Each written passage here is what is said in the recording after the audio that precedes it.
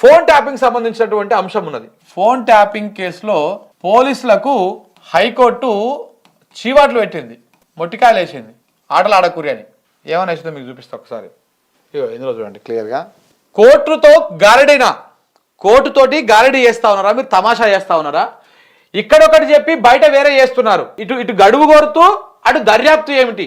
పోలీసుల తీరుపైన హైకోర్టు ఆగ్రహం. Phone tapping కేసులో హరీష్ రాధాకిషన్ల పైన దర్యాప్తు నిలిపివేత, అరెస్టు పైన స్టే కొనసాగింపు. ఇక చూడండి ఇందులో కూడా ఇది నమస్తే తెలంగాణ కాబట్టి ఇట్లా రాసిందని అనుకోవచ్చు. ఈనాడు పత్రిక చూడండి ఒకసారి. హరీష్ రావు పైన ఫోన్ ట్యాపింగ్ కేసు దర్యాప్తు నిలిపివేత, మార్చి 3 వరకు అమల్లో ఉండేలా హైకోర్టు మధ్యంతర ఉత్తర్వులు, ఆయన అరెస్టు పై స్టే పొడిగింపు, కోర్టులో ట్రిక్స్ ప్లే చేయవద్దని పోలీసులకు న్యాయమూర్తి హితవు. ట్రిక్స్ ప్లే చేయొద్దని. ట్రిక్స్ మీరు డ్రామాలు ఆడుతున్నారు పోలీసు వాళ్ళు. వీరికి వచ్చి ఒకటి చెప్తున్నారు, బయటకు పోయి ఒకటి చేస్తా ఉన్నారు. ఇక్కడికి వచ్చి చెప్పేది వేరు, బయటకు వచ్చి చేసేది వేరు. సో కాబట్టి మీరు ఈ ట్రిక్స్ ప్లే చేయొద్దు. నేను ఫోన్ ట్యాపింగ్ కేసులో గతంలో కూడా చెప్పిన, పోలీసు వాళ్ళ దగ్గర ఏమీ లేదు ఈ ఫోన్ ట్యాపింగ్ కేసు సంబంధించినటువంటి ఆధారం. ఉడితే డ్రామా. రేవంత్ రెడ్డి ఈగోని సాటిస్ఫై చేయడం కోసము ఆ ప్రణీత్ కుమార్ని కావచ్చు, రాధాకిషన్ రావుని కావచ్చు, భుజంగరావుని కావచ్చు, తిరుపతి అన్నని కావచ్చు, వీళ్ళందరూ అరెస్ట్ చేసి లోపల 1 సంవత్సరం పాటు ఉంచి ఒక ఆనందాన్ని పొంది మనమనే రిలీజ్ అయ్యారు అందరూ వాళ్ళు బెయిల్ మీద. సుప్రీంకోర్టు మొట్టికాయలు పెట్టి శంపల మీదకి వెళ్ళి వేస్తే స్టేట్ గవర్నమెంట్ని, ఈ విచారణ చేస్తారని స్టేట్ గవర్నమెంట్ అందరిని శంపల మీదకి వెళ్ళి వేస్తే ఇక కింద ఉన్న కోర్టు కూడా అన్ని బెయిల్ టక్క మంజూరు చేసేసినాయి. అందరు బయటకు వచ్చేసారు. అందులో ఏం లేదు. నేను మొదటి నుంచి చెప్తానే ఉన్నా, ఫోన్ ట్యాపింగ్ కేసు అనేది కేవలం రేవంత్ రెడ్డి ఇంట్రెస్ట్, చంద్రబాబు నాయుడు ఇంట్రెస్ట్. ఎందుకంటే దొంగ అంటే అసలు దొంగోడు దొరకడు కదా. ఇప్పుడు రేవంత్ రెడ్డి చేసేది ఫోన్ ట్యాపింగ్. ఇప్పుడు రేవంత్ రెడ్డి చేసేది నార్కోటిక్ డిపార్ట్మెంట్లో పెట్టుకొని దుకాణాన్ని చేసేది ఫోన్ ట్యాపింగ్ కార్యక్రమాలు వీళ్ళు చేస్తూనే ఉన్నారు. ఎవరెవరి ఫోన్లు ఎక్కడెక్కడి నుంచి ట్యాప్ చేసుకొని ఏమేమి వింటా ఉన్నారో వింటూనే ఉన్నారు. ఇది బయటికి రావద్దు రేపటి నాడు అంటే ఇప్పుడు ముందే ఫోన్ ట్యాపింగ్ కేసు తీసి ముంగలు పెట్టాలి. ఈ పర్సనల్ గ్రడ్జులు మాత్రమే. ఎన్నికలలో ఈయన అక్రమ డబ్బులని పట్టుకున్నారని, ఇలా పార్టీకి సంబంధించినటువంటి వాళ్ళు పట్టుకున్నారని ఇవన్నీ పెట్టుకొని రకరకాలుగా ఏదో కథలు చేసేటువంటి కార్యక్రమాలు చేస్తూ ఉన్నారు. పోలీసు వాళ్ళు రేవంత్ రెడ్డి చెప్పాడు, మొన్న కూడా చెప్పిన, పోలీస్ అధికారులు ఐఏఎస్లు ఐపీఎస్లు రేవంత్ రెడ్డి చెప్పిండు కదా అని చెప్పేసి మీరు శంగ ఎగిరి అనుకో, మీ బతుకులు మొత్తం బస్టాండ్ అవుతాయి. ఎందుకంటే ఆయన 3 ఏళ్ళ తర్వాత పోతాడు. ఆయన ప్రభుత్వంలోకి వెళ్ళి దిగిపోతాడు, మాజీ అయిపోతాడు, ఆయన తాజా మాజీ అయిపోతాడు. అప్పుడు ఇంకేమో మిమ్మల్ని కాపాడడానికి అంత ఈజీగా ఉండదు పరిస్థితి. ప్రజల ఆవేశాన్ని, ప్రజల ఆక్రోశాన్ని మీరు చూస్తున్నారు. వైపు మీరు అధికారంలో ఉన్నారు కాబట్టి వాళ్ళకి కనపడతలేదు, కానీ అధికారులకు అర్థమవుతుంది, అర్థం చేసుకోవాలి కూడా మీరు. సో ఇట్లా అడ్డమైన కేసులల్లో పోయి మీరు ఏదేదో అంటే ఇప్పుడు కోర్టు కూడా తిట్టవైతే మిమ్మల్ని చివరికి ఏం డ్రామాలు ఆడుతున్నారా, గారడీలు చేస్తా ఉన్నారా అని చెప్పేసి కోర్టు కూడా తిట్టే కాడికి వచ్చిందంటే వీళ్ళు ఏం చేస్తా ఉన్నారో అర్థం చేసుకోండి.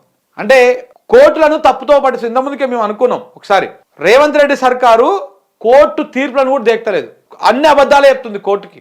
ఎట్లా అబద్ధాలు చెప్తుంది? ఇప్పుడు ఈడ ఉంది కదా ముచ్చర్ల దగ్గర ఫార్మాసిటీ, కేసీఆర్ 15,000 ఎకరాలు సేకరించాడు. ఇది ఫార్మాసిటీ కోసం, గ్రీన్ ఫార్మాసిటీ కోసం. మరి అందులో ఏం కడతారయ్యా మీరు అని చెప్పేసి కోర్టు అడిగితే, లేదు సార్ మేము ఫార్మాసిటీ కడతాము అని చెప్పేసి ఏమో అఫిడవిట్ రూపంలో రాష్ట్ర ప్రభుత్వం అక్కడ కోర్టుకు చెప్తుంది. మళ్ళీ ఈడ బహిరంగ సభలు పెట్టేమో ఈడ 15,000 ఎకరాలు ఉంది, ఇంకొక 5,000 ఎకరాలు ఫారెస్ట్ ల్యాండ్ ఉంది, ఇంకొక 15,000 ఎకరాలు కనుక పేదలు మీరు అందరూ ఇస్తే, మీ భూములు ఇస్తే మేము ఈడ సిటీ కడతాము, రేవంత్ రెడ్డి, కొండలరెడ్డి, తిరుపతి రెడ్డి మేము 1,000 కోట్లకు పడగెత్తాము అని చెప్పేసి ముఖ్యమంత్రి పోయి బహిరంగంగా చెప్పొస్తాడు. మేము దోసుకొని తింటాము, మీరు మీ భూములు ఇవ్వండి అని చెప్పేసి. ఆడ బయట చెప్పేది ఒకటి, లోపల కోర్టుకు చెప్పేది ఒకటి. ఆడ లేనటువంటి సిటీ, ఏఐ సిటీ అని కొన్ని రోజులు రాస్తారు వార్తలు, 4th సిటీ అని కొన్ని రోజులు రాస్తారు. ఆ సిటీ ఏడ ఉందో తెలియదు, ఏమైందో తెలియదు, పెట్టుబడులు మొత్తం అల్లకే వచ్చినాయి అని చెప్పేసి ఏదో దావోసుకొని ఒప్పందాలు, ఈడికొచ్చి ఒప్పందాలు ఏవేవో జరుగుతూ ఉన్నాయి. 7.5 కాలం అయింది. ఆయన ఆడ రాయి వాతింది లేదు, రోడ్డు వేసింది లేదు, కథలు పడ్డది లేదు, ఏం చేసింది లేదు. ఆడ ఏం చేయలేడు కూడా. ఎందుకంటే ప్రజలకు చెప్పినటువంటి హామీలు పక్కకు పోయి గవన్నీ చేస్తా అంటే జనం కూడా చూస్తూ ఊరుకోరు, తిరగబడతారు. సో కాబట్టి ఇవన్నీ చూస్తూ ఉంటే కోర్టులను కూడా తప్పుదో పట్టిస్తూ ఉంది రాష్ట్ర ప్రభుత్వం. రేవంత్ రెడ్డి ఏసీబీ కోర్టుకు పోమని, ఈడీ కోర్టుకు రమ్మని ఎన్నిసార్లు పిలిచినా పోతలేడు. సో ఇవన్నీ చాలా ఉన్నాయి. సో కాబట్టి నిన్న హైకోర్టులో చాలా కీలకంగా మాట్లాడింది. ఇంకా చూడండి ఆ వార్త మొత్తం చదివి మీకు వినిపిస్తాం. బీఆర్ఎస్ నేత మాజీ మంత్రి హరీష్ రావు పై నమోదు చేసిన ఫోన్ ట్యాపింగ్ కేసులో పోలీసుల వ్యవహారం పైన హైకోర్టు తీవ్ర స్థాయిలో మండిపడింది. రియల్ ఎస్టేట్ వ్యాపారి చక్రధర్ గౌడ్ ఫిర్యాదు ఆధారంగా నమోదు చేసిన ఈ కేసులో పంజాగుట్ట పోలీసులు దర్యాప్తు పేరుతో వ్యవహరిస్తున్న తీరుపైన హైకోర్టు ఆగ్రహం వ్యక్తం చేసింది.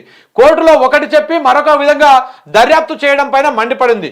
కోర్టులో గారడీ చేస్తున్నారా అంటూ వారు గారడీ కాదు, తమాషా చేస్తున్నారు పోలీసు వాళ్ళు. వాళ్ళని కూర్చోబెడితే అర్థమవుతుంది. నిప్పులు జరిగింది. హరీష్ రావుతో పాటు మాజీ పోలీస్ అధికారి రాధాకిషన్ రావు పైన దర్యాప్తు నిలిపివేయాలని మధ్యంతర ఉత్తర్వులు జారీ చేసింది. ఈ కేసులో వారిద్దరిని అరెస్టు చేయరాదంటూ గతంలో ఇచ్చినటువంటి మధ్యంతర ఉత్తర్వులను పొడిగించింది. ఈ కేసులో పోలీసులు ఒకవైపు కోర్టులో గడువు కోరుతూ మరొక వైపు కేసు దర్యాప్తు పేరుతో అరెస్టు చేయడం ఏంటని ప్రశ్నించింది. కోర్టులతో ఇలాంటి ట్రిక్స్ ప్లే చేయవద్దని హెచ్చరించింది. తమపై పంజాగుట్ట పోలీస్ స్టేషన్లో నమోదైన కేసును కొట్టేయాలంటూ హరీష్ రావు, రిటైర్డ్ డీసీపీ రాధాకిషన్ రావు దాఖలు చేసిన పిటిషన్లపైన బుధవారం న్యాయస్థానం జస్టిస్ కె లక్ష్మణ్ విచారణ జరిపారు. లక్ష్మణ్ గారి కాడికి పోయిందంటే కథమే సినిమా. జస్టిస్ లక్ష్మణ్ గారి కాడికి పోయిందంటే కథం. ఎందుకంటే ఈ పోలీసు వాళ్ళ గారడీలు, రంగనాథ్కి సురుకులు పెట్టి వాతలు పెట్టేటువంటి కార్యక్రమాలు మొత్తం లక్ష్మణ్ గారే చూస్తారు, జడ్జి గారే. పోలీసుల తరఫున పబ్లిక్ ప్రాసిక్యూటరు పల్లె నాగేశ్వరరావు వాదనలు వినిపిస్తూ ఈ కేసులో పోలీసుల తరఫున వాదించేందుకు సుప్రీంకోర్టు నుంచి సిద్ధార్థ్ లూత్రా హాజరు కానున్నారని, విచారణకు మార్చి 3 లేదా 7 తేదీకి వాయిదా వేయాలని కోరారు. దీనిపైన హరీష్ రావు తరఫు న్యాయవాది ఆర్ చంద్రశేఖర్ రెడ్డి, సీనియర్ న్యాయవాది దామా శేషాద్రి నాయుడు స్పందిస్తూ ఇప్పటికే పోలీసులు 3 సార్లు వాయిదా కోరారని చెప్పారు. ఇప్పుడు మళ్ళీ వాయిదా కోరడం పైన తీవ్ర అభ్యంతరం వ్యక్తం చేశారు. కుట్రలను అమలు చేసే ప్రమాదం ఉన్నదని చెప్పేసి వాళ్ళు చెప్పారు. వాయిదాల పేరుతో క్రూరమైన కుట్రలను అమలు చేసే లక్ష్యం ఉందని అన్నారు. అందుకే పదే వాయిదాలు కోరుతున్నారని చెప్పారు. ఈ నెల 12న విచారణ పూర్తయ్యాక 15న ముగ్గురిని పోలీసులు అరెస్టు చేశారని చెప్పారు. వాళ్ళను భయపెట్టి నేరాంగీకార వాంగ్మూలాలను తీసుకోవడానికి పోలీసులు శక్తి వంచన లేకుండా ప్రయత్నిస్తున్నారని తెలిపారు. ఈ కేసులో 3వ నిందితుడిని అరెస్టు చేయడం పైన హైకోర్టులో పిటిషన్ దాఖలైందని, ఆ నిందితుడికి 2 ఏళ్ల బాలుడితో పాటు భార్య కూడా పోలీస్ స్టేషన్లోనే అర్ధరాత్రి 1:30 గంటల వరకు ఉంచారని తెలిపారు. వేధింపులకు గురి చేసి పేపర్లపై సంతకాలు తీసుకున్నారని, టార్చర్ పెట్టాక తెల్ల కాగితాలపై సంతకాలు చేయించి వాటిని పిటిషనర్లకు అంటే హరీష్ రావుకు, రాధాకిషన్ రావుకు వ్యతిరేకంగా అఫిడవిట్లు చేసే ప్రమాదం ఉందని ఆందోళన వ్యక్తం చేశారు. ఇలాంటి పరిస్థితుల్లో మళ్ళీ పోలీసులు కోరినట్టు కేసు విచారణను వాయిదా వేస్తే పిటిషనర్లకు తీరని నష్టం జరిగేటువంటి ప్రమాదం ఉందని కూడా లాయర్లు వాదించారు. మరోసారి గడువు ఇస్తే చిన్న ఉద్యోగులను భయపెట్టి వాంగ్మూలం తీసుకొని పిటిషనర్లను కేసులో ఇరికించాలని కుట్ర అమలయ్యేలా అవకాశం ఉందని చెప్పారు. ఒక ఉన్నతాధికారిని సాక్షిని బెదిరించారని, నరకం అంటే తెలుసా, తాము చెప్పినట్టు చేయకపోతే నరకాన్ని ఇక్కడే చూపిస్తామని ఆ అధికారి బెదిరించారని న్యాయవాదులు కోర్టు దృష్టికి తెచ్చారు. కేసు వాదనల పేరుతోటి న్యాయ ప్రక్రియను దుర్వినియోగం చేస్తున్నారని, వెంటనే కోర్టు స్పందించాలని కోరారు. ఈ వాదనను పిపి నాగేశ్వరరావు వ్యతిరేకించారు. వేధింపులకు గురి చేస్తే కింది కోర్టులో ఎందుకు చెప్పలేదని ప్రశ్నించారు. పిటిషనర్లు ఇద్దరిని అరెస్టు చేయరాదన్న హైకోర్టు మధ్యంతర ఉత్తర్వులు ఉండగా కేసు దర్యాప్తును నిలిపివేయాలని కోరడం అన్యాయమని అన్నారు. దీనిపై స్పందించినటువంటి హైకోర్టు అరెస్టు చేసిన వారితో పిటిషన్లకు వ్యతిరేకంగా వాంగ్మూలాలు తీసుకుంటున్నారని న్యాయవాదులు చెప్తున్నారని గుర్తు చేసింది. నిందితుల నుంచి వాంగ్మూలాలను నమోదు చేశారా లేదా అని చెప్పేసి ప్రశ్నించింది. కేసు విచారణ కోరుతూ మరోవైపు దర్యాప్తు పేరుతో నిందితులను అరెస్టు చేయడం అంటే కోర్టులతో గారడి చేయడం కాకపోతే ఏమవుతుందని ప్రశ్నించింది. చివరికి పీపీ వినతి మేరకు విచారణను మార్చి 3వ తేదీకి వాయిదా వేసింది. అప్పటి వరకు కేసు దర్యాప్తును నిలిపివేస్తూ మధ్యంతర ఉత్తర్వులు జారీ చేసింది. ఇది జరిగినటువంటి వ్యవహారం ఇట్లా ఉందన్నమాట. అంటే ఏం చేస్తారు పోలీసు వాళ్ళు, కోర్టుకేమో వాయిదా కావాలని అడుగుతారు. సార్ మాకు సుప్రీంకోర్టుకి వెళ్ళి పెద్ద లాయర్ వస్తున్నాడు, ఇది జనం సొమ్మే కదా పెట్టేది, ఈ సుప్రీంకోర్టు ఎవరు వస్తున్నారంటే ఆయన సిద్ధార్థ్ లూత్రా వస్తున్నాడు సుప్రీంకోర్టుకి వెళ్ళి ఈ కేసును వాదిస్తేందుకు. ఆయన పెద్ద లాయర్ వస్తున్నాడు కాబట్టి ఆ లాయర్ ఇక్కడికి వచ్చి వాదిస్తాడు. కాబట్టి మీరు ఏం చేయాలి, వచ్చే వారానికి వాయిదా వేయాలి. ఆ లోపల వీళ్ళు ఏం చేస్తారు పోలీసు వాళ్ళు, ఇక్కడ వాయిదా అడుగుతారు, పోయి దర్యాప్తు పేరుతోటి ఎవరెవరిను అరెస్ట్ చేసి వాళ్ళతోని ఎవరి మీదైతే టార్గెట్ ఉన్నారో వాళ్ళకు వ్యతిరేకంగా సాక్ష్యాలను సృష్టిస్తున్నారు పోలీసు వాళ్ళు చేస్తున్న కథ. ఈ విషయాన్ని నిన్న శేషాద్రి నాయుడు ఎవరైతే ఈ హరీష్ రావు తరపున, రాధాకిషన్ రావు తరపున వాదిస్తా ఉన్నారో వాళ్ళు పోయి కోర్టుకు చెప్పారు. Court left and right police వాళ్ళకి ఇచ్చింది. ఈ కేసు పెద్ద లఫుట్ కేసు, ఇందులో ఏం ఉండదు చెప్తున్నా కదా. పోలీసు వాళ్ళు కొండ నవ్వి ఎలకని కాదు, దాని తోకం కూడా పట్టుకోలేదు, ఏం పట్టుకోలేదు. ఇది నాన్చుకుంటా పోతారు. ఒకవేళ దీని కనుక ప్రాపర్గా దర్యాప్తు చేసి అరెస్ట్ చేయాల్సి వస్తే అది రేవంత్ రెడ్డి, చంద్రబాబు నాయుడు దాకా పోతుంది ఈ కేసు గుంజుకపోతే.